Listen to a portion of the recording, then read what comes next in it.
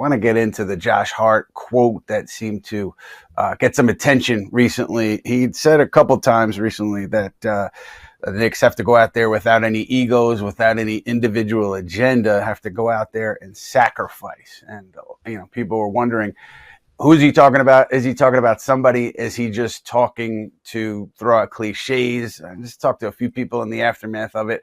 Some people internally don't think he was just throwing out cliches. I can't guess at who Josh was addressing specifically. I feel very comfortable in saying it was not Jalen Brunson because of their relationship. And, Josh saying that twice in the span of a few days, it should raise some eyebrows. And it kind of goes back to what I was referencing earlier, that the group doesn't feel like a singular unit yet. I think that there's still, things to clean up, even from like the team cohesion standpoint, before you can get there. And again, is it fair to think that comes 41 games in? I don't know. But Josh saying what he said, I think it does raise some eyebrows. And I don't think he was talking about Brunson. I could give you educated guesses on who I think he was talking about, but that doesn't really do anything. James, you're in the locker room all the time. What do you make of those comments from Josh? Yeah, like you, I don't want to put words in his mouth, but you can understand where he comes from, right? Like it hasn't looked like a complete picture for this team yet. And I think a lot of their mistakes are rooted in, and I'm talking about on defense. How do I want to say this? Would you say trust? Communication? I think trust and communication, but I also think, here, I'll say this. I'll try to use this example. OG Anunoby is a great defender.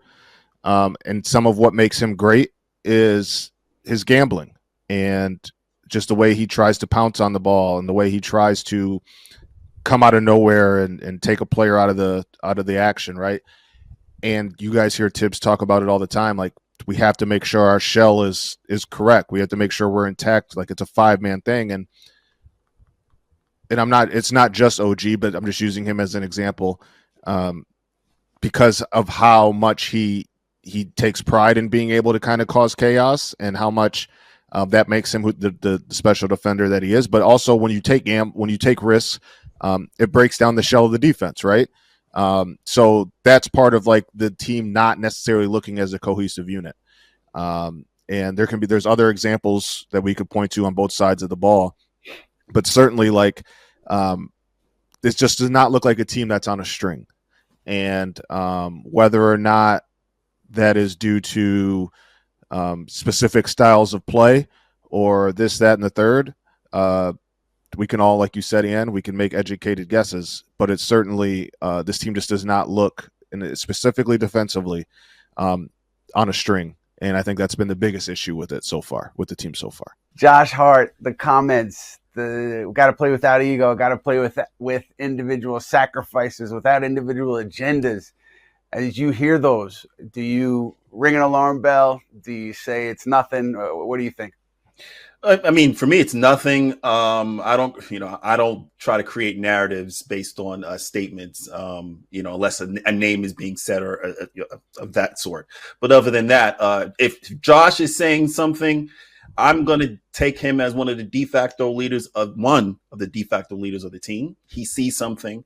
So I pay attention to it. I don't want to point to who it is, but maybe overall it's just a matter of everyone getting out of their own way and just doing what they're supposed to do. Maybe that's what he's implying. Because, I mean, he didn't say that when they beat, Milwaukee the day before. So when you take a loss and a winnable game too, this game was winnable. Just a couple of particular changes here and there, especially, like I said, turnovers. Cat, I think, had 6. So, you clean those things up.